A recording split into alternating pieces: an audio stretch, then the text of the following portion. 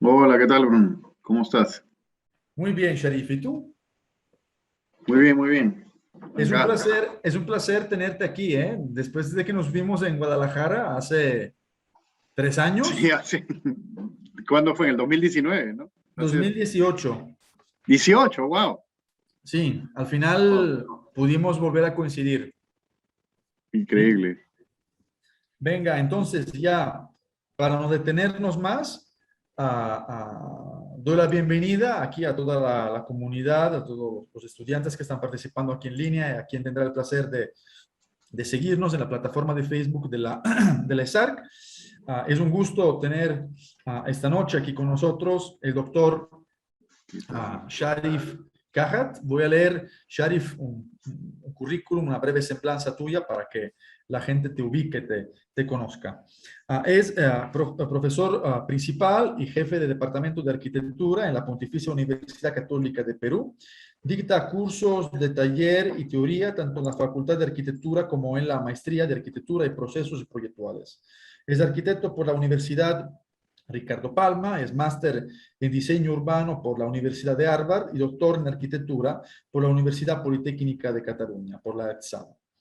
Ha trabajado en Alemania, en España, en Estados Unidos y en el 2010 ha cofundado K más M Arquitectura y Urbanismo en la ciudad de Lima para desarrollar proyectos urbanos y arquitectónicos. Ha dictado clases, ha ofrecido conferencias y ha publicado artículos en medios especializados en Perú y en distintos países de América y Europa. Ha sido el curador del pabellón del Perú en la Bienal de Venecia, la número 14 del 2014, y del Pabellón de Lima en la Bienal de Seúl del 2019. Comparte su tiempo entre la docencia, la investigación y el desarrollo de proyectos. Como yo te he escuchado ya dictar unas cuantas conferencias, Sharif, me he quedado siempre encantado. Espero que la gente también sienta lo mismo. Muchísimas gracias por estar aquí con nosotros. Te cedo la palabra y aquí estamos para aprender. Gracias, Graciano. Eh, bueno, un gusto estar acá. Gracias por la invitación. Y lo que voy a compartir es una investigación que tiene varios años. Justamente tiene que ver un poco con la tesis doctoral, con la exposición que hice en Venecia.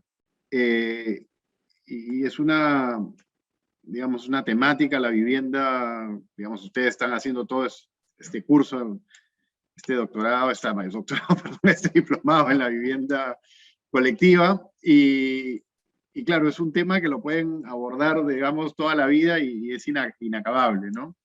Eh, yo, digamos, estoy haciendo mi parte en el Perú y principalmente en Lima, que es mi ciudad, donde creo que se ha hecho bastante y se conoce muy poco. De hecho, cuando comencé el estudio para la tesis doctoral, pensaba hacer una crítica a la vivienda que se estaba construyendo en esos momentos, que fue alrededor del 2006, por ahí. Eh, y después me di cuenta que era un trabajo inútil hasta cierto punto, pasarme años diciendo que son unos conjuntos muy malos cuando ya sabemos que son muy malos, ¿no? Entonces dije, tiene que haber algo que valga la pena decir, porque digamos que son muy malos es muy rápido o muy fácil y para eso no voy a gastar mis 5 años de mi vida para llegar a una conclusión tan pronta, ¿no?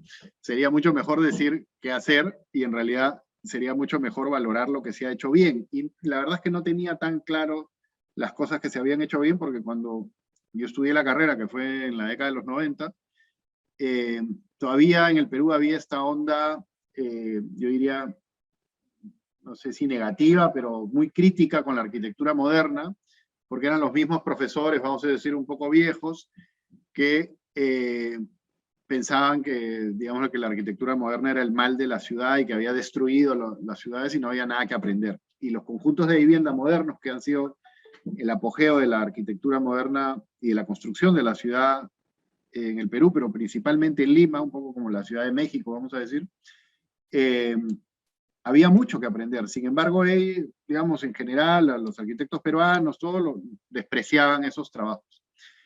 Y fue un descubrimiento que me demoré, digamos, mucho tiempo y me demoré en convencerme que esto tenía valor, porque cada vez que estudiaba y hablaba con gente en el Perú, me decían que no tenía ningún valor.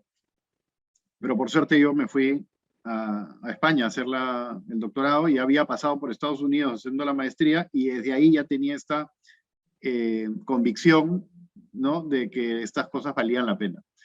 Y todo esto gracias creo que a salir de Lima y poder ver las cosas desde fuera, ¿no? Y eso es un poco también lo que quería contarles. Entonces,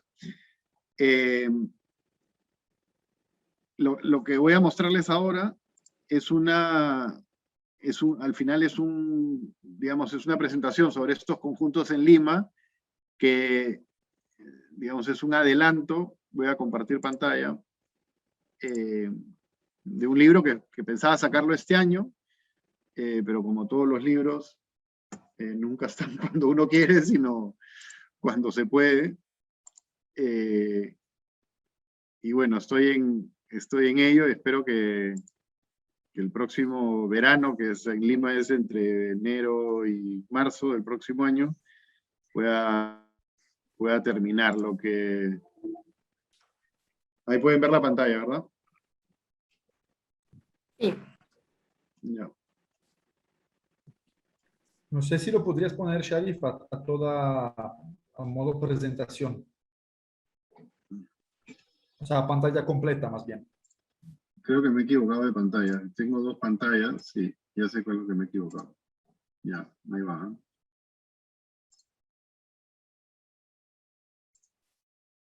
Ya. Ahora sí.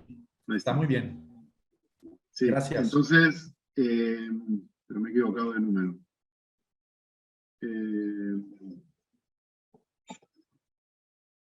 Lo que les decía es que lo que traigo para mostrarles es un poco, de algún modo, una explicación de Lima a través de ese libro que como ven está más o menos hecho, pero no está todo listo. Y un poco me obligué, se me ocurrió que era bueno hablar de esto, y también al mismo tiempo me obligué a trabajar en esto para poder avanzar. La charla se llama Escalas de Colectividad, el proyecto urbano y la vivienda en Lima.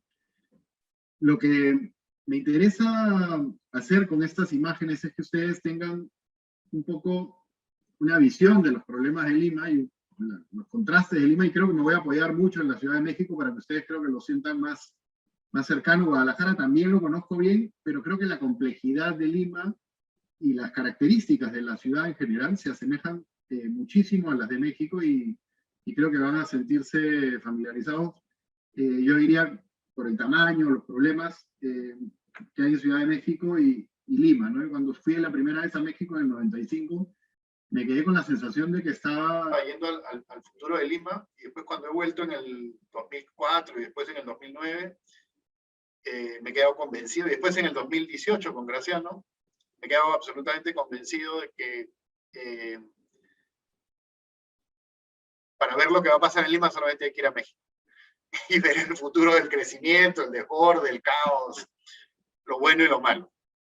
Y creo que con eso se pueden dar una idea de los problemas. Pero esta foto que les estoy mostrando es justamente el producto de los últimos años, ¿no? Así como en México y como en todas las ciudades de México han habido este boom de la industria inmobiliaria con estas casitas en estos conjuntos alrededor de la ciudad, lo que ha pasado al interior de la ciudad, ¿no? En las periferias se han hecho todas estas construcciones en México le llamaban las casas Geo, si no me equivoco, que esta inmobiliaria Geo, o habían otras, Global creo, que son estas casitas repetidas de muy mala factura, y en el centro se han hecho estos conjuntos que nos dejan un desastre urbano, porque no tienen ninguna calidad arquitectónica. Estos son los conjuntos a los que me refiero, ¿no? Con estas casitas repetidas que no ofrecen nada más que un muro ciego, y afuera, en la parte más pobre, vamos a decir, aparecen todos estos conjuntos, invasiones, vamos a decir, cizados, que tienen mucho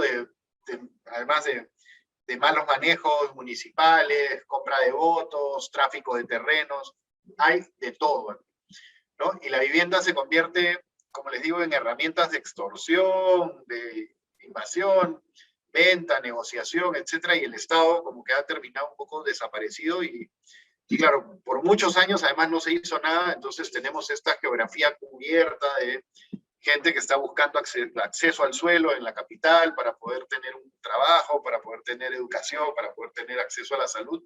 Y tenemos esta ciudad dual, esta ciudad del centro financiero, de la parte más rica, y claro, un tráfico espantoso, caótico, y la ciudad de las laderas, básicamente mirando a esta ciudad consolidada, central, ¿no? Y tradicional, vamos a decir, de la Lima moderna, que además, digamos, tiene estos aspectos más o menos bajo, a excepción de unas zonas de muy alta densidad, que son el centro histórico y el centro financiero, y por ahí algunos barrios residenciales que podemos ver alrededor de algunos espacios verdes, qué sé yo. Pero es una ciudad medianamente baja, hay un promedio de 250 habitantes o 300 habitantes por hectárea, en promedio, ¿no? Cuando hacemos toda la media de Lima, no es una gran densidad, y tiene espacios, claro, muy tradicionales, maravillosos, ¿no? La Costa Verde, estos edificios mirando al mar, y unas zonas muy densas, digamos, pobladas de comercio, pero todo es muy dispar, ¿no? Y digamos, está manejado básicamente todo ahora al libre oferta y demanda, y el Estado ha dejado de hacer vivienda hace muchos años, lo voy a explicar. Entonces tenemos situaciones como esta, ¿no? En las periferias, como un arenal que ha sido invadido, y se ponen muros de contención para que no siga, o estos cerros que llegan y dan la vuelta. Es una situación bastante difícil que en ese contexto ver el trabajo de pensar la arquitectura y pensar la vivienda se convierte en una cosa fundamental y muy compleja al mismo tiempo, ¿no? Esta es una foto de un típico demagogo, un presidente con los ministros, mostrando estos conjuntos que en realidad cuando lo hemos construido termina siendo si bien una solución masiva, la calidad del espacio urbano termina siendo muy mala y produce, digamos, una relación con la ciudad terrible, ¿no? Es una sociedad, yo diría, sin comunidad y una civilización sin cultura, lo que está produciendo estos conjuntos, ¿no? Entonces, frente a esto, se produce una vivienda sin urbanidad. Y esa es un poco la situación en la que estamos ahora, ¿no? Esa vivienda sin urbanidad, ¿qué hacemos, no? ¿Qué podemos aprender de la arquitectura y de la ciudad en este magma, vamos a decir? He identificado acá, al final el libro tiene 80 conjuntos, acá están casi todos, y un poco la propuesta del libro es que hay una cultura y una civilización escondida en la ciudad, ¿no? Perdida a los ojos de los arquitectos y peor aún de los ciudadanos.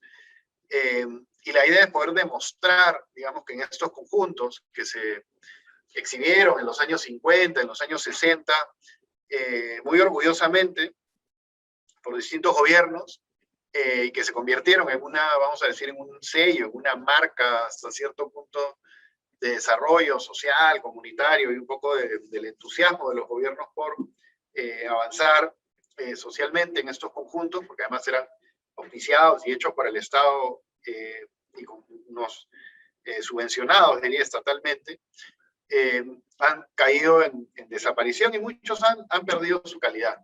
Es un poco la portada del libro, ¿no? Y es a través de este libro que me interesa mostrarles las respuestas, ¿no? Un poco de dónde podemos aprender. Digamos, la primera parte del libro,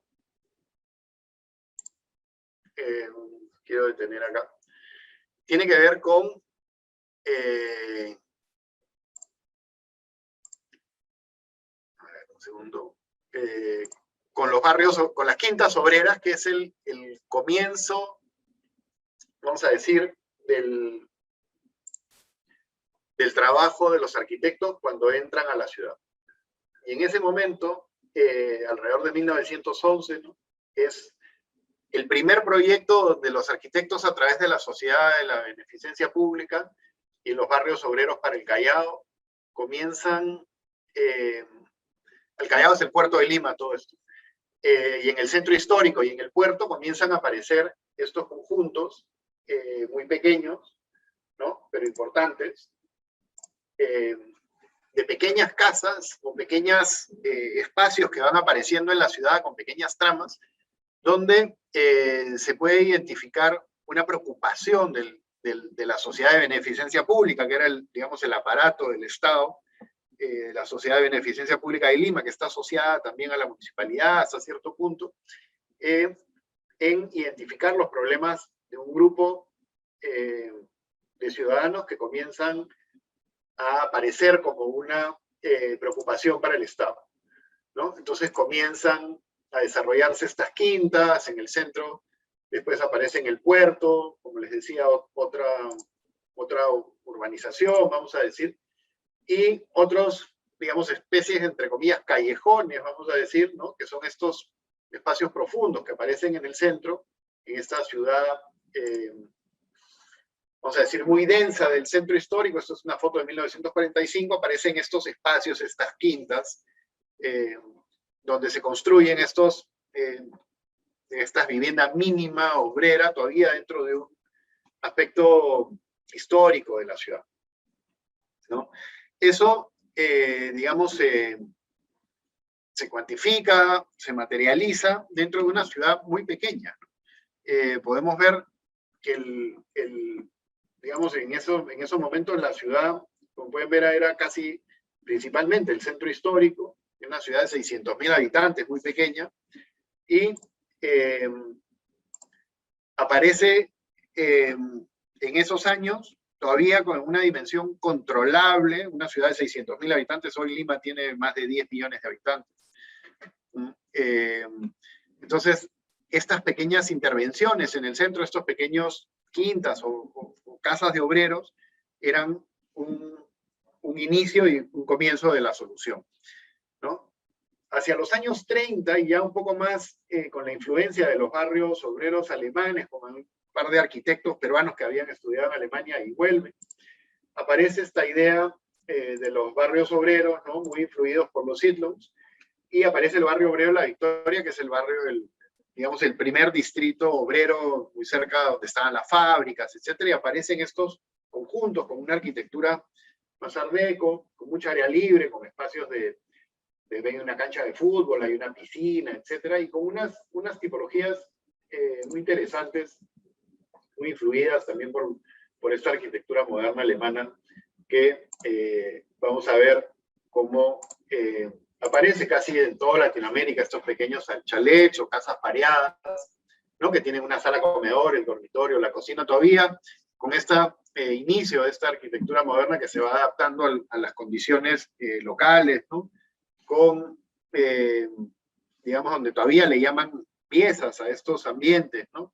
En las publicaciones de la época, sin ningún discurso todavía, como vamos a decir, de esta arquitectura, esta ideología de la arquitectura moderna, sino como una cuestión más bien práctica, ¿no? Muy práctica en el sentido de hay que ser eficientes, hay que hacer una economía simple, y esto es una infraestructura, ¿no? Y como esa infraestructura no necesitaba ni de adornos, ni de volutas, ni de frisos, que había mucho en la época en la arquitectura, vamos a decir, señorial, y la arquitectura oficial del Estado en estos años, en la década del 30, la década del 40 incluso, todavía era la arquitectura neocolonial, ¿no? O neobarroca, no sé cómo le llaman ustedes, en el Perú se llama neocolonial, que hacía reminiscencia al virreinato del Perú.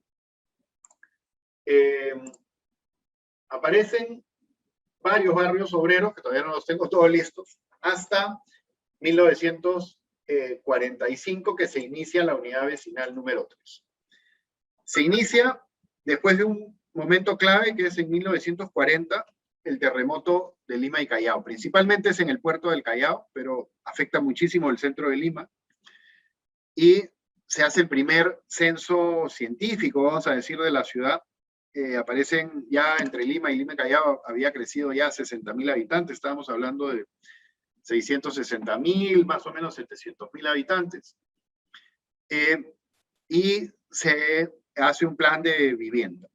El promotor de todo esto es el arquitecto Belaunde, que para que ustedes lo puedan ubicar más o menos es como Mario Pani, ¿no? Las similitudes entre Belaúnde y Mario Pani son increíbles, y este conjunto, la unidad vecinal número 3, para hacer la comparación directa y ustedes se ubiquen en tiempo y espacio, es el CUPA, ¿no? Es la unidad presidente alemán. Es casi paralelo, es muy significativo, y si el CUPA es Le Corbusier y el Reant, este es los alemanes y los Hitlux, ¿no? Una cosa así de influencia paralela, vamos a decir.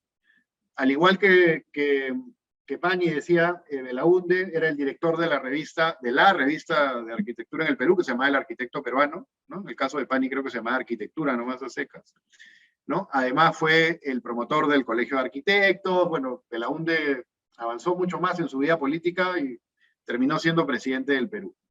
Pero en su carrera todavía de arquitecto, gestor y político en los años 40, fue, además que era diputado por Lima, y por eso esta campaña de la vivienda colectiva dentro del partido de gobierno en ese momento, que era una izquierda progresista, vamos a decir, aparece la unidad vecinal número 3 como la primera respuesta al terremoto y a la crisis, vamos a decir, de la vivienda obrera en el Perú, y aparece con una dimensión impresionante, eran 30 hectáreas en una ciudad todavía pequeña, ¿no? Y aparecen con unas tipologías ya de edificios de 4 pisos, con 6 tipologías de vivienda, desde obreros solteros, vamos a decir, a parejas, con pocos hijos, familias tradicionales de 2, 3 hijos y familias numerosas, ¿no? Y todos dotados con lo que le gustaba decir una ciudad dentro de la ciudad, ¿no? Tenía colegios, posta médica, canchas, cine, iglesias, mercados, etc. Se vuelve la tipología de Belaúnde, y después él promueve, con apoyo del gobierno evidentemente, y las leyes que él va dictando, la unidad vecinal de Matute, la unidad vecinal de Mirones, la unidad vecinal del Rímac, todas grandes unidades vecinales, y ya con una arquitectura además muy potente, donde la influencia corbusiana, vamos a decir, aparece con fuerza, y aparece en la unidad vecinal como el apogeo hasta cierto punto de la arquitectura peruana, ¿no? A partir de este momento ya no voy a ir, no voy a ser tan preciso en el recuento histórico, porque la idea de la unidad vecinal se vuelve uno de los instrumentos de desarrollo, vamos a decir, social y político hasta cierto punto, como una herramienta política de transformación social muy fuerte, y los gobiernos, digamos, la utilizan a lo largo de varias décadas. Entonces, yo lo voy a mostrar como distintas estrategias de la vivienda donde se ha aprendido mucho, se ha desarrollado mucho en Lima, no necesariamente históricamente, ¿no? Esto van a ir desde ahora hasta los años 80, ¿no? Y después voy a mostrar otras que también han ido todas en paralelo, ¿no? Dependiendo del gobierno, cada una se dirigía a un sector distinto de la población, y cada uno hacía mayor énfasis en distintos sectores, algunos obreros, otros en la clase media, otros en los más pobres, incluso en los que no tenían trabajo, vamos a decir. Y por eso, digamos, casi en la misma década se sucedían las distintas estrategias de vivienda. Entonces, la unidad vecinal aparece en el año 45 con este proyecto de Belaúnde, y digamos, se desarrolla con mucho éxito en los años 50, 60, en los 70 no tan bien, y después Belaúnde vuelve al gobierno en los años 80, y hasta cierto punto, vamos a decir, recupera esta idea de la unidad vecinal y aparece en la ciudad otra vez con fuerza, hasta que el año 85 hay un momento de crisis que ya lo voy a comentar.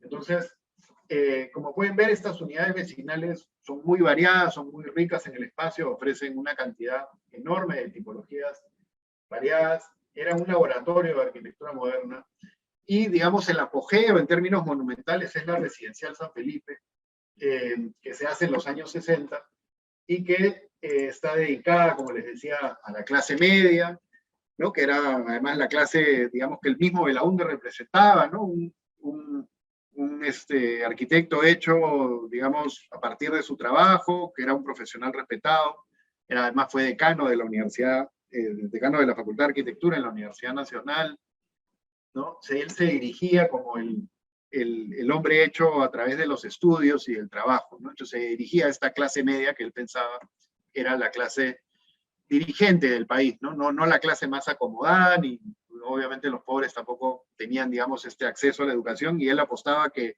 el hombre moderno peruano, vamos a decir, en su manera de pensar el Perú en esa época, era el desarrollo social y que todos debían estar en esta clase media viviendo en unidades vecinales, ¿no? Se vuelve un poco el ancla de su discurso y se vuelve esta forma de representación, ¿no?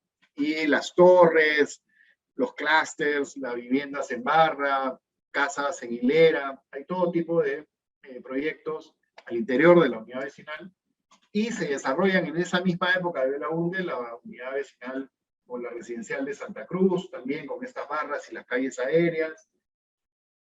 Se desarrollan estos flats y dúplex al mismo tiempo, ¿no? Todos con vivienda mínima, pero con muchos espacios públicos, con muchos servicios, siempre con colegios, con áreas de espacios comerciales, áreas verdes.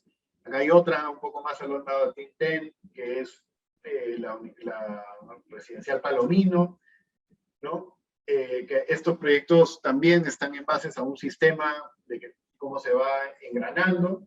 Y después, como les decía, esta idea de la unidad vecinal de Santa Rosa llega hasta los años 80, hasta el último gobierno de Belaúnde, donde las ideas ya no son tan novedosas, son un refrito hasta cierto punto de lo que se había construido en los años 60, pero las obras son igual bastante impresionantes y de gran escala en la ciudad de Lima, ¿no? Probablemente la época del conjunto Limatambo es el más interesante en los años 80 de Belaúnde, es donde él puso toda su energía con un grupo de arquitectos jóvenes que sí aportaron una nueva manera de entender el espacio urbano para la ciudad, y como ven en estos giros y en estos quiebres, apostaron por un entendimiento del espacio urbano ya no a través de la torre y el parque, vamos a decir, el área verde, como el estilo muy Le Corbusiano sesentero, ni con estas barras ni estas cruces, sino apostaron, como veían en la imagen anterior, por estos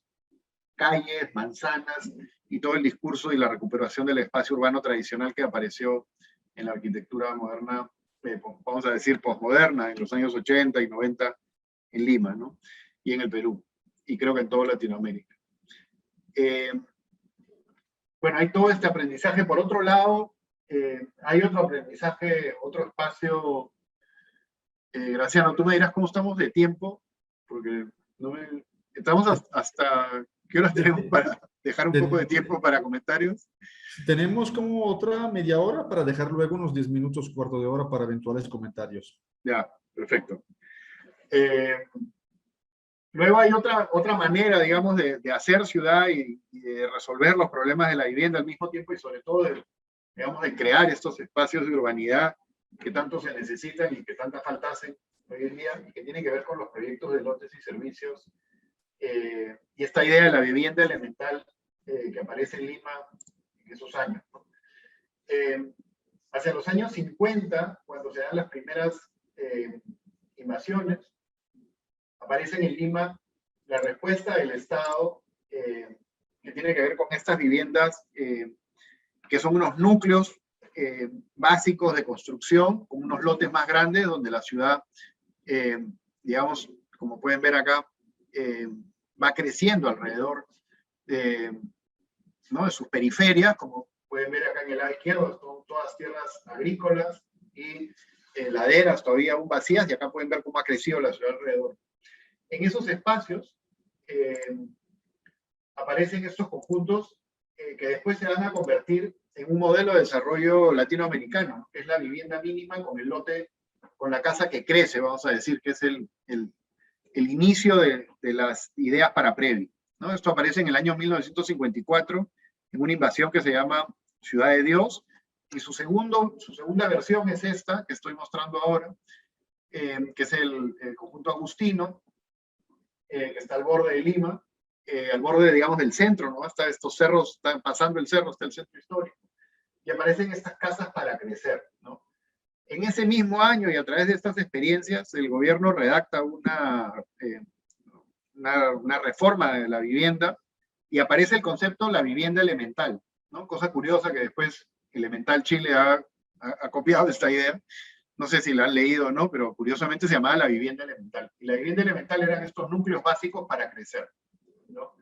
Y esta idea se convierte en una onda muy fuerte que después lleva a una ley que se llama la Ley de Barrios Obreros Marginales y expansión de la Corporación Nacional de Vivienda, que básicamente es una serie de ideas para poder solucionar el problema de la vivienda, pero en conjunto lo que hacen es dar una serie de lineamientos que son, para mí, el origen de Previ, ¿no? Que es la vivienda mínima que ven acá, las casas de un piso, ¿no? Con muchos elementos prefabricados que más adelante se espera que los vecinos la puedan hacer crecer, ¿no? Habían estos tipo A, tipo B, y como pueden ver acá, son unas urbanizaciones que tienen una construcción adelante para generar el frente de la fachada con estas calles, ¿no? Y después atrás tienen el hueco del lote esperando que la casa crezca, y después, como pueden ver en la foto de la derecha, ha crecido bastante más de lo esperado. Y las casas, los pasajes peatonales siguen con las fachadas a plomo, y las casas, acá pueden ver una casa que era como original y una casa ya bastante más crecida, ¿no? Acá pueden ver los modelos, ¿no? Modelo en L, modelo en C, modelo en T, y después cómo van creciendo.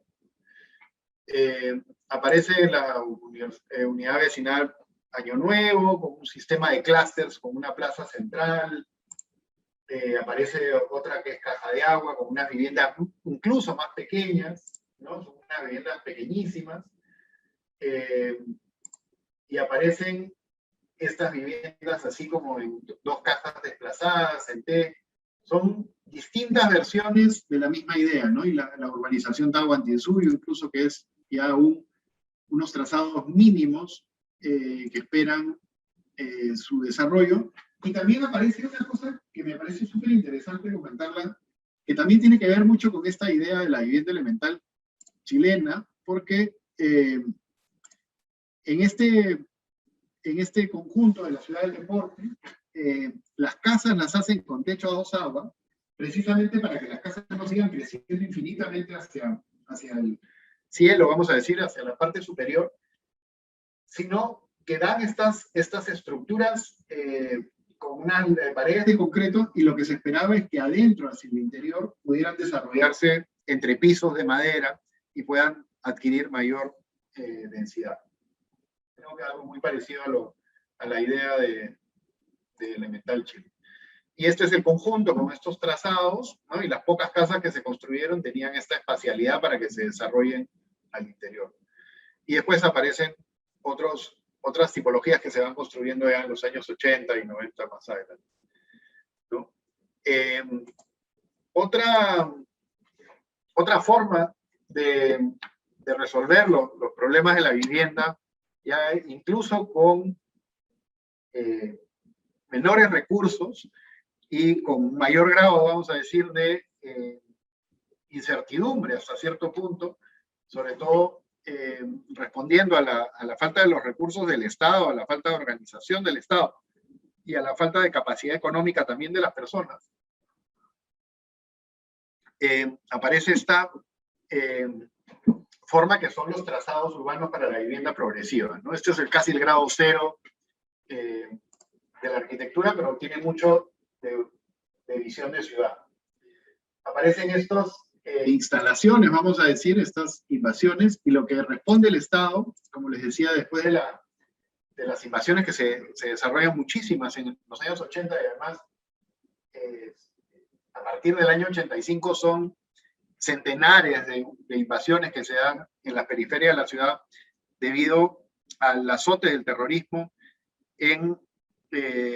sobre todo en la sierra y también en la selva del Perú, ¿no? El Perú, digamos, es un país costero hasta cierto punto, ¿no? Lima está en la costa es digamos, pasa la carretera panamericana, es muy desarrollado y bastante homogéneo, si se quiere decir, la costa, y después están los Andes, y tras los Andes está la selva. Los Andes es probablemente la zona más pobre del país, la parte del sur incluso la más alejada y la menos desarrollada claramente, y después la selva tiene todos los problemas del narcotráfico y del terrorismo que se han mantenido, y eso ha hecho que desde los años 80 hasta casi la actualidad, muchas familias hayan tenido que migrar hacia la costa buscando nuevas oportunidades, ¿no? La década del 80 y comienzos del 90 fue la peor época, hasta el año 92, que se desarticula la gran mayoría del aparato terrorista, y lo que queda en la selva principalmente son grupos de algunas guerrillas asociadas a los narcos, que genera violencia y también hace que mucha gente migre. Pero en los años 80 aparecen estas enormes movilizaciones sociales donde el Estado apenas le daba el tiempo para hacer unos trazados en el territorio y esperar que la gente, en el mejor de los casos, siga estos trazados y pueda organizarse y no sea una invasión a la mala, ¿no? Y aparecen estos conjuntos como la Ciudad de los Constructores, donde evidentemente se hace digamos, una apología de la construcción de los mismos ciudadanos, estos trazados donde por lo menos aparecen unas calles, unos parques y unos espacios de desarrollo. También aparecen entre la década del 70 y la década del 80 otra serie de desarrollos que tienen que ver con casas un poco para la clase media, trabajadora, más o menos estable, pero casas pequeñas de un piso esperando que crezcan como se había visto en las casas de las familias de pocos ingresos, ¿no? Aparece este desarrollo en Salamanca, ahí en la periferia de la ciudad, con viviendas, como les decía, ya más desarrolladas, más construidas, de 150, 200 metros incluso, pero de un solo piso, esperando que crezcan en su segundo o incluso tercer piso. No están pensadas para eso. Aparece otro conjunto, San Juan 23, que también tiene estas tipologías crecederas, que se han dado también. Obviamente nadie crece con los planos, pero todas crecen verticalmente y se desarrollan a partir de estas tipologías con patios, normalmente patio posterior y patio interior.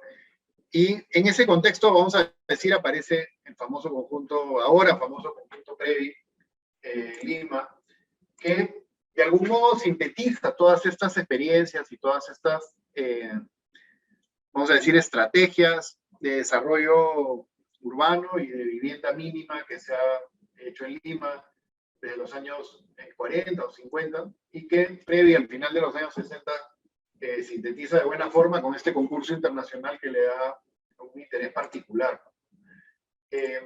Lo que es interesante de Previ es que aparece, como le decía, en el primer gobierno de Belaúnde, en esta etapa de auge, vamos a decir, donde la arquitectura se convierte en un gran instrumento del Estado para comunicar su ímpetu por el desarrollo nacional y homogéneo del país. Se construyen viviendas, muchas infraestructuras, carreteras, edificios institucionales en todo el Perú. Y Lima, por supuesto, al ser la capital y ser la ciudad más poblada, también recibe gran parte de esas inversiones.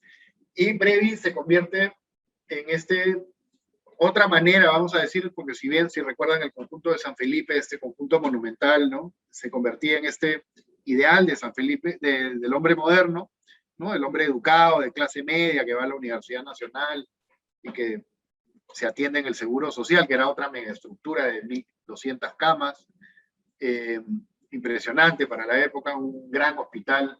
Todas estas ideas, vamos a decir, de la clase media desarrollada, muy al estilo americano, hasta cierto punto. Tiene una versión que Belaúnde no estaba tan interesado al inicio, pero que al final de su gobierno entiende que es la preocupación mayor para la sociedad, que tiene que ver con esta vivienda autoconstruida, que la gente va desarrollando a lo largo de su vida, porque no tiene los recursos, ni los préstamos, ni la estructura financiera de poder comprar una casa, ni construirla de golpe. Y en ese conjunto aparece Previ, que era un conjunto de 4 veces el tamaño que tiene hoy en día, ¿no? Lo que se construye de Previ, lo que se conoce de Previ es la cuarta parte de un conjunto que debió tener 2.000 casas y que incluso tenía planes para expandirse, ¿no? Expandirse mucho más. al final se construyen alrededor de 500 casas, ¿no? Con unas 24 tipologías distintas, de las cuales yo estoy mencionando solamente algunas acá, pero es una variedad enorme que evidentemente requiere de un esfuerzo inmanejable, digamos, para un grupo de arquitectos, y por eso también tardó tanto tiempo, ¿no? Y digamos, después de todas estas experiencias, en el año 85 aparece lo que yo llamo la desaparición de la vivienda en la ciudad. Como pueden ver acá, la ciudad había crecido desde 1614, que es el primer censo narrado, ¿no? Que tampoco es científico.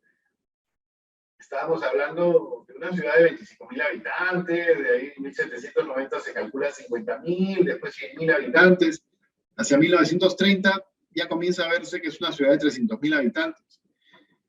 Hacia 1940, en esa década, ya pueden ver el salto de 600.000, solamente se duplica en una. Lo que pasa ahí es que el centro, o lo que se conoce hoy en día como el centro histórico, se densifica enormemente, pero la ciudad no crece, no se expande todavía, como lo va a hacer después. Después de 1940 a 1960, la ciudad explosiona, vamos a decir, y no solamente crece en densidad, vamos a decir, en población, sino se expande sobre todo, y la ocupación del territorio se vuelve enorme. Y hacia 1970 ya tiene que ver con estas invasiones, con las periferias.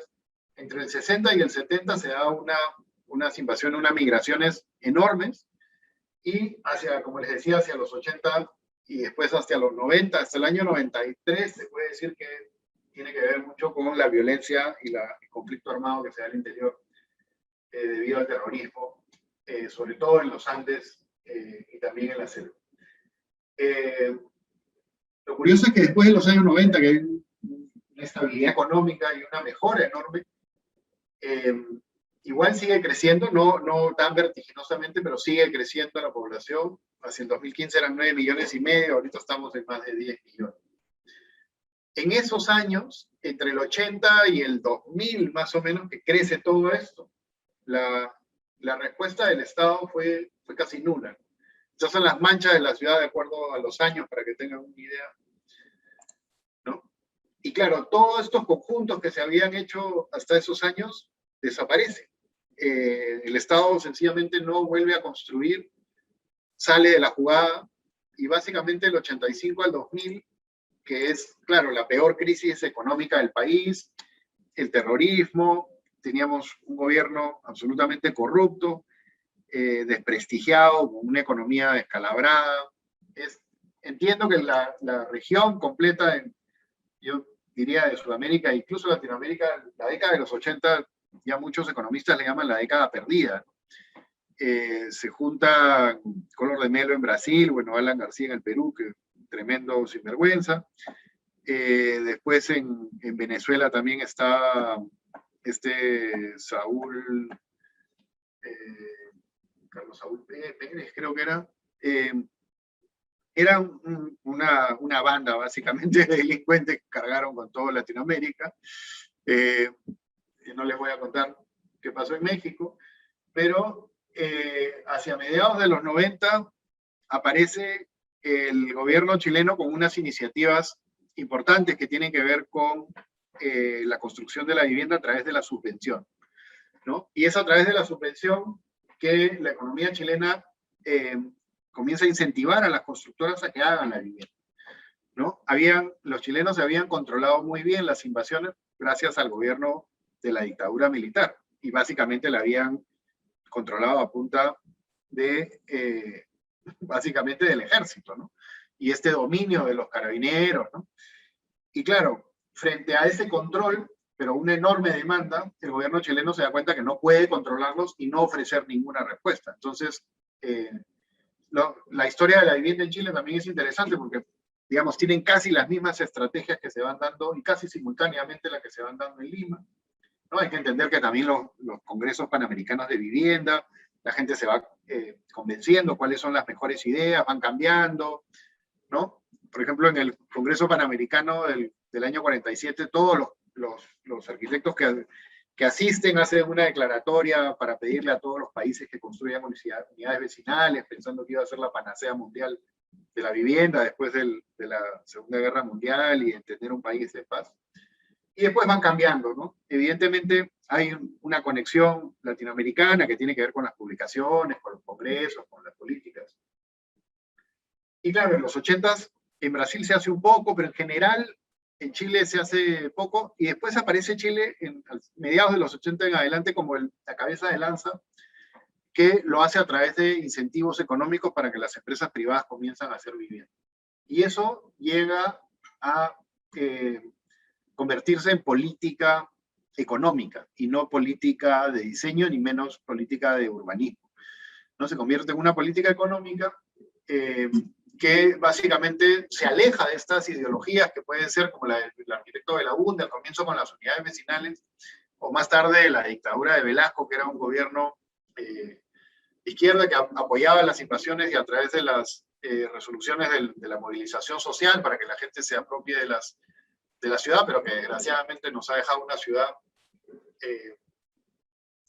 digamos, sin urbanismo, sin urbanidad, ¿no? Y aparecen estos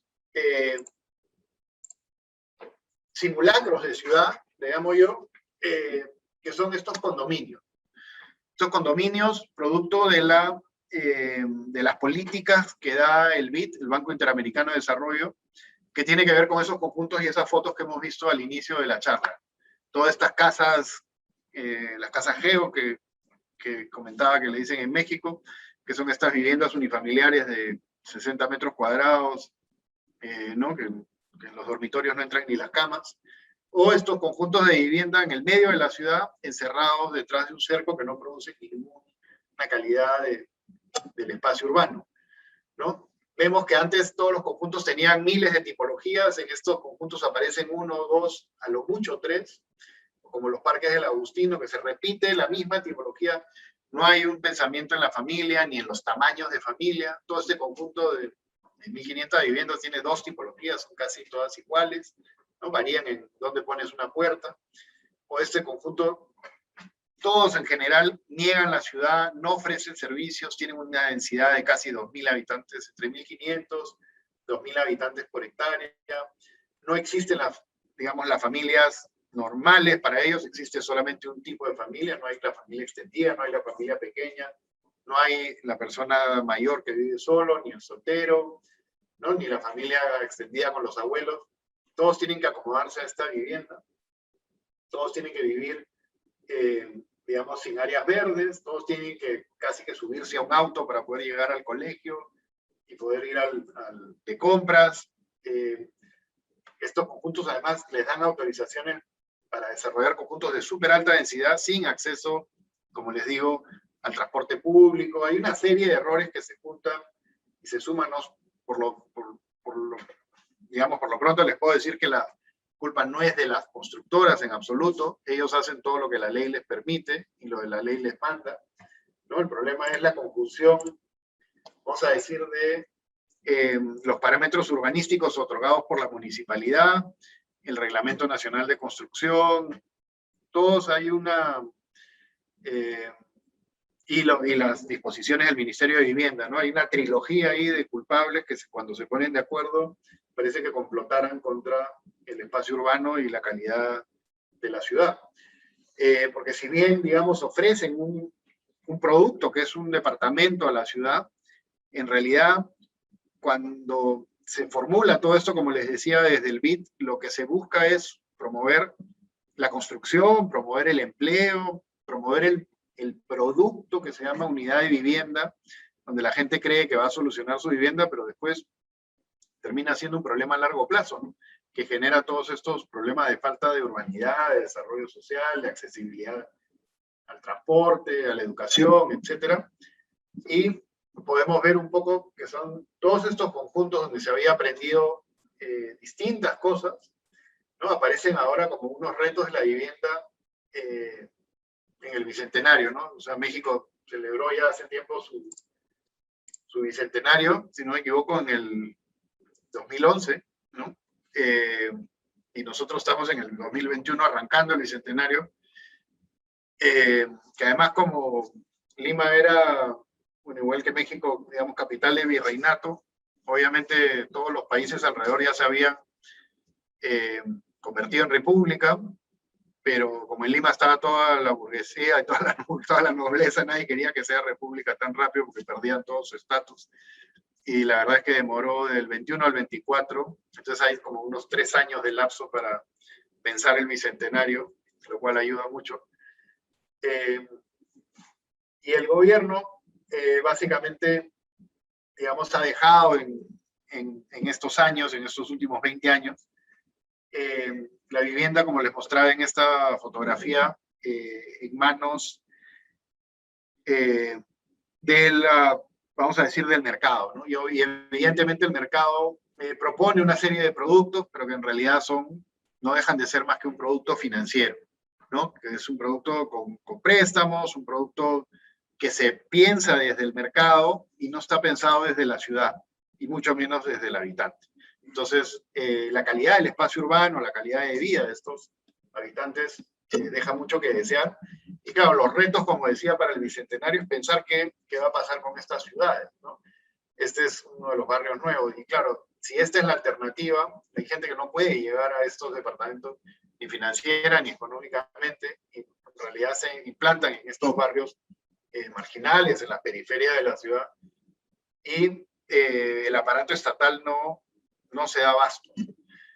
Para remate tenemos este tipo de fotografías, ¿no? Que se aparecen en la prensa, donde hay un conjunto, digamos, que genera estos problemas a la ciudad con el muro ciego, con una densidad enorme, sin los servicios, y se entiende esta fotografía, que es lo más preocupante en el sentido común, como una buena noticia, ¿no? Que se construyan estos conjuntos. Todavía hay esta idea que el hecho de que se construya nomás el edificio ya es bueno, y no se dan cuenta que se construye de pésima manera y en realidad se pierden oportunidades cada vez que se construyen edificios como estos, ¿no? Que destruyen el espacio urbano, etcétera. Ya lo he mencionado varias veces. Entonces, la vivienda moderna, en realidad que hemos visto, queda como un espacio de aprendizaje, ¿no? Para poder lograr esta urbanidad y este espacio de ciudadanía. En estos conjuntos, como el de Ventanilla, las calles interiores o la integración a los vecindarios, como en el conjunto Miraflores, quedan estos conjuntos para mirarlos y para aprender, ¿no? Su relación con la calle, la relación con los parques, la idea de la vivienda como una unidad familiar, o en Miraflores o en Limatambo, digamos, el espacio público con estas tiendas y usos mixtos, o incluso, como les mencionaba, en estos conjuntos de Huaycán, donde no había nada y el Estado solamente provee la organización y el trabajo, se puede aprender porque llegan a cohesionarse, ¿no? Los habitantes. La relación de los edificios con los servicios, o la cantidad de áreas verdes que se dan al interior y al exterior de los conjuntos, o incluso la relación de algunos conjuntos modernos que se dieron al lado de espacios de restos precolombinos sin destruirlos, ¿no? O estas áreas verdes abiertas y conectadas a la ciudad que ya no se dan, y el entendimiento, como en Previ, que hay esta identidad de la vivienda con el espacio público directamente, o recuperar estas ideales en la vivienda con flats, con dúplex, ¿no? Con calles interiores, dentro de estas supermanzanas, como se da en San Felipe, y entender, digamos, que esta, digamos, ciudad que está ahí esperando para que le vayamos a visitarla, tiene mucho que enseñarnos, ¿no? Ese es un poco el objetivo del libro y es un poco el objetivo de la charla, para que ustedes vean un poco la experiencia peruana a través de la ciudad de Lima. Sharif, muchísimas gracias por esta conferencia tan interesante. Creo que es un trabajo muy interesante y muy valioso y muy necesario, ¿no? O sea, redescubrir de las raíces, ¿no? De estos ejemplos de una cierta forma tan valiosos, subestimados, ¿no? Como tú nos comentabas, ¿no? Tus compañeros siempre no estaban de acuerdo, ¿no? Decían que no funcionaban, ¿no? Que no eran bien. Me ha quedado tengo mucho interés, ¿no? En estas primeras frases que tú usaste, ¿no? Al principio de tu conferencia. Hablabas de sociedad sin comunidad, de vivienda sin urbanidad, ¿no? Y al final, yo creo que estos ejemplos que mostraste, los ejemplos de la primera parte, ¿no? Esos ejemplos como de la época moderna, con el Previ, con los proto-Previs, ¿no? Con esos proyectos que se hicieron antes del Previ Lima, de una cierta forma sí entendían, ¿no? Estas cuestiones, a su forma, estas cuestiones de la vivienda y de la urbanidad, ¿no? Y a cambio, en la última foto, una de las últimas fotos, esta que era la portada como del periódico, ¿no? Que se ven estas torres, digamos, muy altas y este muro, ¿no? Allí enfrente, que es como la negación, ¿no? De todo lo que se había intentado hacer en las épocas como de oro, ¿no? Realmente de aportar urbanidad y de generar comunidad, ¿no? Mientras que los primeros espacios tenían que ver, creo yo, con esta visión incluso social, porque al fin y al cabo eran incluso propuestas como esta de la vivienda progresiva, etcétera, que tenían que ver, o de la vivienda elemental, que tenían que ver con esta cuestión de amoldarse a una determinada clase social, ¿no? De darle la posibilidad, ¿no? De la asequibilidad de la vivienda y luego de podérsela construir, ¿no? De una cierta forma de poderla mantener y ampliar, ¿no? Y había como una abertura, ¿no? Hacia la ciudad. De hecho, el proyecto del Previlima, seguramente leíste el libro este que se intitula Ciudades Radicales, ¿no? De Justin McGeer, que dedica un capítulo, ¿no? Y habla del Previlima y habla de cuando él fue allí a visitar el proyecto, o él no es un arquitecto, o siempre se ocupa de estas cosas, de cómo se le hizo como muy interesante el hecho de que al final la gente se reconocía, ¿no? En este proyecto, ¿no? Incluso comentaba que había, yo qué sé, el barrio francés, el barrio inglés, el barrio no sé qué, que digamos venía del hecho que el arquitecto que había proyectado, digamos, aquella manzana era Stirling, para no decir Aldo Van Eyck, para no decir todos estos demás. Por lo tanto, sí había como un sentido de pertenencia que tiene que ver con la comunidad y con la urbanidad, cosa que a cambio, de una cierta forma, no se ve o está negado, ¿no? En estas últimas fotos donde hay estas intervenciones en altura con estos muros, digamos, totalmente que negan, ¿no? Niegan totalmente esta cuestión, esta relación con la ciudad. Y por otro lado, también otra cosa que yo recalcaría, ¿no? De lo que tú comentabas, que esta cuestión de la vivienda como producto y activo financiero, ¿no? O sea, que no importa ni siquiera si la vendes, ¿no? Lo importante es construirla y tenerla allí, ¿no? Un poco para Mover mover, la ¿no? economía. Sí, para mover la economía, el famoso valor de cambio, valor de uso que explica David Erwey, ¿no? Y esas cuestiones que se hacen, estos conjuntos gigantes de miles y miles de viviendas aislados, como tú comentabas, sin ni siquiera acceso al transporte público, ¿no? Y que antes a lo mejor, si bien los proyectos de la época moderna se podrían mejorar mucho en muchos aspectos, pero que tenían como mínimo esta variedad tipológica, variedad de modelos, de apartamentos, etcétera, o por lo menos algunos apuntaban como a un cierto nivel de flexibilidad, ¿no? Mientras que aquí es la repetición del mismo modelo de vivienda que se repite tropecientos veces y que ni siquiera está conectado a lo que es el transporte público y por lo tanto hay como esta falta de visión de la urbanidad, ¿no? De que la vivienda realmente genera ciudad. Allí se está generando vivienda, pero al final se está generando como problemas, ¿no? De cierta forma, ¿no? Porque al fin y al cabo luego estas cosas van a explotar, ¿no? Y pueden generar dinámicas negativas. Por ejemplo, como las dinámicas que se desarrollaron en las periferias de París, ¿no? Las famosas banlieues, como estos guetos, ¿no? Que se habían generado a lo largo de los años, porque te iban a poner a vivir ahí. Al final esta gente de una cierta forma tan segregada, ¿no? Excluida, etcétera, se revela, ¿no? Y claramente, ¿no? Quiere como hablar y enseñar sus derechos, ¿no? Interesante el tema de que es, cuando hablaste de mi vivienda, ¿no? Que es ficción, ¿no? Es una ficción de urbanidad. Creo que son unos conceptos, digamos, muy atinados, ¿no? Para estas cuestiones, una especie de Truman Show, ¿no? Ah, Tal cual. fuera una película. Por lo tanto, muchísimas gracias, la verdad, por tus aportaciones. Yo dejaría la palabra aquí a los estudiantes si quieren preguntarte algo, ¿no? Y felicidades para el libro. Yo también estoy terminando de escribir uno desde hace 3 años, siempre el mismo libro, desde hace 3 años no lo Ya puedo llegará. cerrar, por lo tanto, digamos que ahora vamos a hacer una competencia entre tú y yo a ver quién consigue terminarlo antes, ¿no? Termina después. Hola, Venga. Freddy. ¿Estás ahí? ¿Estás en México, Freddy? No, está en Perú. Ah, mira, ¿Alguien que quiera curioso. aportar algo, comentar algo? Sí, yo tenía... Yo. Sí, Ah, Paulina. Primera, Paulina. Tú primero. ok, gracias. Bueno, hola, yo soy Paulina y soy mexicana.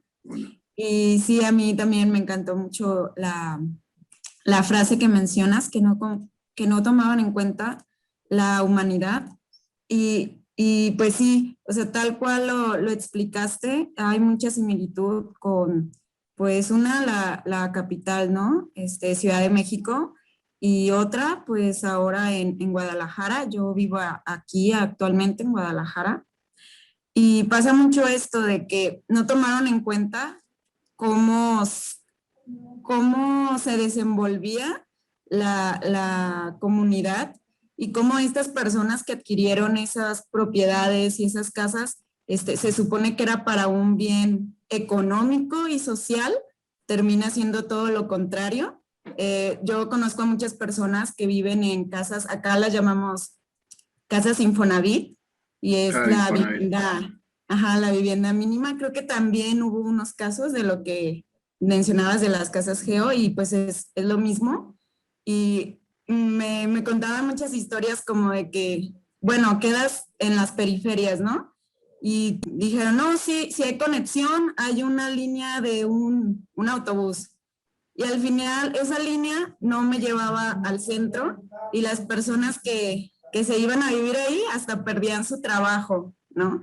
Entonces, ¿cómo iban a seguir pagando este crédito que era como una ayuda hacia ellos si ya no tenían trabajo? Porque lo perdían por vivir en esa zona. Entonces era como una cadena que pues realmente no tomaron para nada en cuenta cuando realizaron las propuestas, y lo tomaron más a un proyecto como en multitud, ¿no? Podemos hacer más que otros proyectos que van a hacer casas. Así que como podemos hacer más cantidad, somos mejores. Y la gente creyó esta idea, y fue cuando, pues al final, pues crearon todos estos, acá les llamamos pues elefantes blancos, que son pues casas que poco a poco las van deshabitando, y pues son zonas muy peligrosas, y pues sí, nada Sí, de lo que habían planeado. No, pues sí. muchas gracias por tu presentación, la verdad me gustó mucho. Gracias. No, a ti, muchas gracias. Sí. Hola, Sharif. Yo ¿Qué tenía tal? una consulta. Primero me parece que en este recuento que has hecho, en lo que titulas como el Atlas de Vivienda Colectiva, que ha sido desde las quintas, la vivienda de obreros, los conjuntos habitacionales, los lotes con la casa elemental, los trazados. Claro, todo esto lo había hecho el Estado, si bien lo tengo entendido.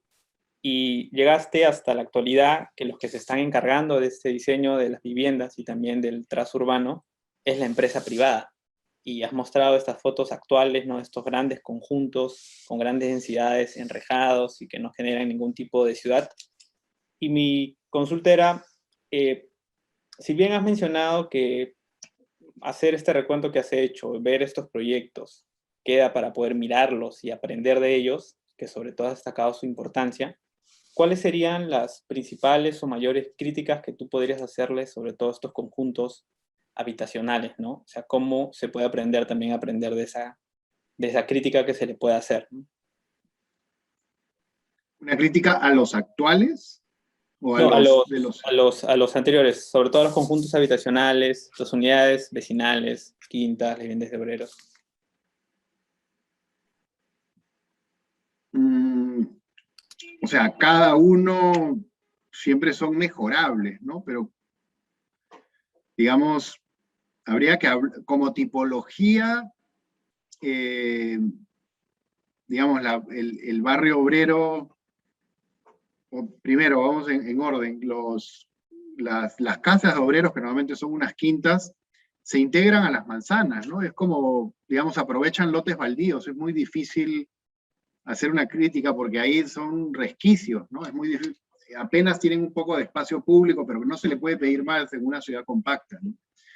En los barrios obreros comienzan a utilizar manzanas completas y ahí, digamos que las primeras críticas ya, pero son críticas de orden, digamos, de diseño urbano, de diseño arquitectónico, ¿no? Y además que ahora tienen digamos, podríamos hacer una visión, o mi crítica principal ya tiene que ver con una visión de género que en ese momento no existía, ¿no? El espacio público, digamos, es una cancha de fútbol. Claro, entonces, ¿dónde están las chicas? Entonces, ¿acaso también juegan fútbol? Pero claro, tú en ese momento, ¿no? La sociedad, digamos, criticar eso, en ese momento era más difícil, ¿no? Había una visión, digamos, que la cancha de fútbol era la reunión familiar, pues, ¿no? Las chicas lo que hacen es se sientan a ver a sus hermanos, a sus primos, a sus amigos, ahí socializan, no sé. No, las chicas no jugaban fútbol, ¿no? Ahora recién están jugando fútbol. Entonces, digamos, hay el espacio urbano, sí, podría ser más compacto y no dar una cancha de fútbol. Sí, claro, sí, pero bueno, en ese momento tampoco es que el barrio tenía otras canchas de fútbol. Entonces, digamos, en cada momento, digamos, hay unas visiones, necesidades, ¿no? Es difícil, hay que meterse en cada proyecto, hacer un análisis transversal de la sociedad, el momento de urbanización, de la falta que hacía, ¿no? Las unidades vecinales, ya cuando aparecen, la V3, por ejemplo, ahora puede parecer que hay muchas críticas con respecto a la muy baja densidad, ¿no? 180 habitantes por hectárea, ¿no? ¿Cómo se les ocurre? Pero claro, en ese momento lo que estaban tratando era de demostrar que se podía hacer vivienda colectiva con mucha área verde, porque el centro histórico no tenía un solo árbol, no tenía plazas, no tenía... Las únicas áreas verdes estaban al interior de los conventos en el centro que estaban cerrados. Entonces estaban casi dándole un parque a Lima, ¿no? Y claro, el espacio urbano a mí en la V3 me parece como exagerado, ¿no? Y claro, inmediatamente los mismos arquitectos como Agurto, que estaban trabajando y terminando eso, Agurto no era el responsable, pero entra a trabajar ahí y dice, no podemos hacer una cancha de fútbol gigante con un colegio gigante y todo el espacio, digamos, central, la gente se pierde ahí, ¿no? Entonces en la V3, en la V Matute, comienzan a fraccionar el espacio urbano y comienzan a hacer jardines, plazas, pequeñas plazuelas, ¿no? Entonces hay un aprendizaje en esos años también que nosotros podríamos enfatizar diciendo que el espacio incluso era, digamos, cuando pones el colegio rompes la continuidad de la vivienda, que no puede ir el colegio en esa zona. O sea, siempre hay críticas, pero mi crítica principal a todos estos conjuntos tiene que ver con una concepción, ¿no? Porque estas discusiones más de oficio del diseño urbano o arquitectónico podrían ser, digamos, incluso rechazadas por los otros arquitectos, ¿no? Algunas pueden ser más notorias, que tienen que ver con la escala del espacio urbano o algunos servicios, qué sé yo, o con esta transparencia o no de algunos edificios, pero en general me parece que las críticas que uno le puede hacer, en algún momento a San Felipe se le criticaba porque no construía ciudad y no respetaba la trama y eran unos edificios sueltos en el paisaje, pero ahora si ves todos los edificios que se construyen alrededor de San Felipe, lo hacen vendiéndoles a la gente que tienen en los jardines de San Felipe, ¿no? Entonces se convierte, esa crítica se convierte en el mayor valor para gente que está fuera de la residencial incluso, ¿no? Entonces en cada momento uno puede hacer críticas distintas y a mí la crítica principal me parece que hay todas estas estrategias del gobierno o del Estado, vamos a decir, que los distintos gobiernos van implementando con mayor o menor interés porque tienen una promesa, vamos a decir, un pacto o una promesa con sus votantes, ¿no? Y se dirigen a distintos grupos sociales, pero todos quieren hacer algo.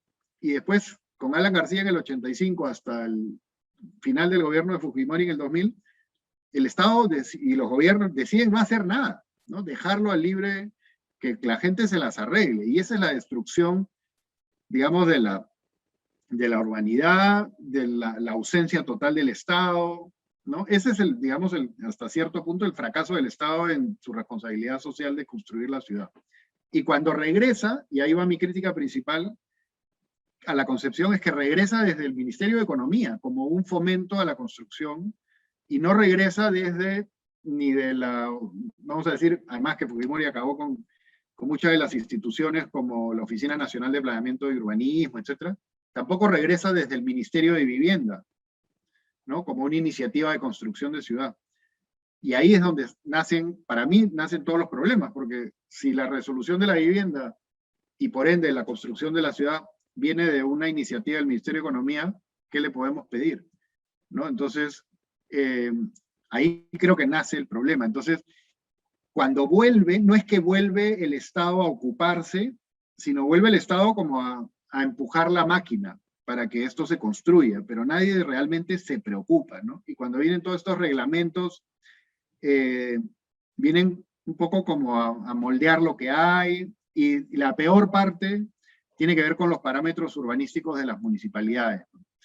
Que tiene que ver con unos gobiernos municipales tristes y lamentables y muy corruptos, que además no quieren hacer planes urbanos de desarrollo, porque con esta libertad, el plan urbano de desarrollo es una ley y tiene que guiarse, y el que no lo respeta pues está infringiendo la ley, y básicamente no quieren hacer planes de desarrollo, y vivimos años sin planes, para que cada uno pueda hacer lo que le da la gana, cambiar la zonificación, cambiar los parámetros como te da la gana. Tiene también mucho que ver con eso, ¿no? Ahora, podemos discutir al interior de cada proyecto, cuestiones de diseño, sí, pero ya es hilar fino, ¿no? Creo que la crítica más grande tiene que ver con la concepción de la vivienda. De acuerdo, gracias. ¿Alguien más? Bueno, si no hay nadie más, Sharif, te comparto una pregunta que escribieron allí en las redes, que es de Rivexa Sata Rivexa, así es el nombre de esta persona.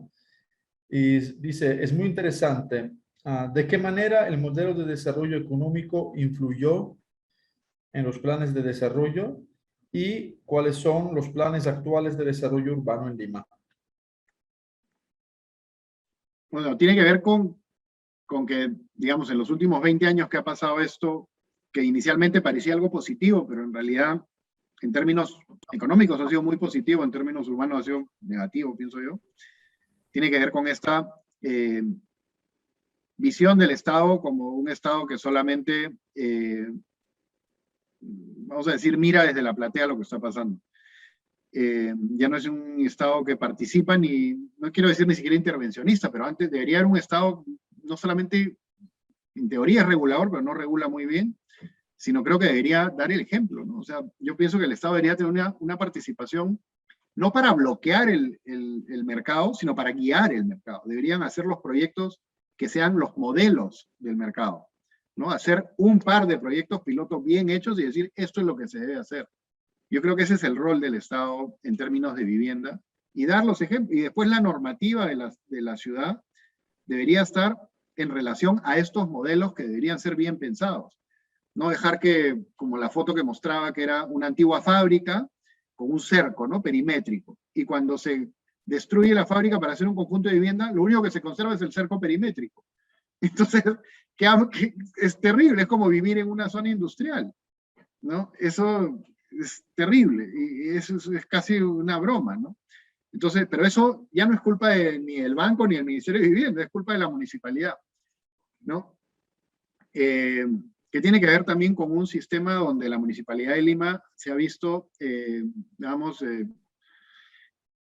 afectada por una limitación de sus poderes a través de pequeñas municipalidades distritales, ¿no?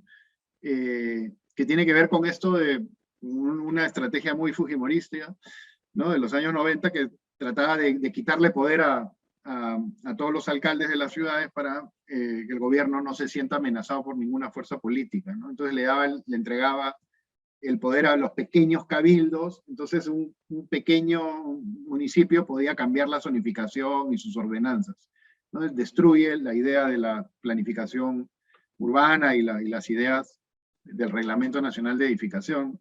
Ya no es nacional, se convierte casi en distrital. ¿no? Con cuántos estacionamientos, con cuánto retiro, con cuánta altura, todo. Y ahora mismo se supone que el alcalde actual de Lima se planteó el reto de hacer un plan de desarrollo urbano que el gobierno anterior no quiso hacer, lo dejó tirado ahí a propósito para poder hacer lo que le venía en gana. Y están pasando ya varios años y todavía no se oficializa, y ya da que pensar, ¿no? Ya no soy nada optimista con el plan actual, porque primero que todavía no existe, y segundo que ya han pasado muchas cosas que dejan mucho que desear. No tengo ninguna esperanza casi con el plan actual. Veamos qué pasa, no sé.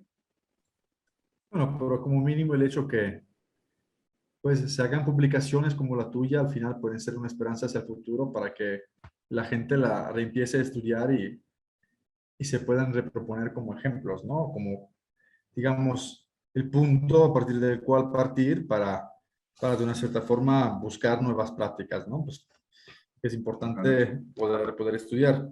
De acuerdo contigo sobre lo que comentabas con Freddy, ¿no? Que al final uno puede entrar en discursos como muy arquitectónicos y urbanos de cada conjunto, pero al final que tienen que ver, digamos, las fallas o puntos mejorables tienen que ver con esta cuestión que se proyectaron, cuando se proyectaron, que la sensibilidad, digamos, y las problemáticas eran diferentes, ¿no?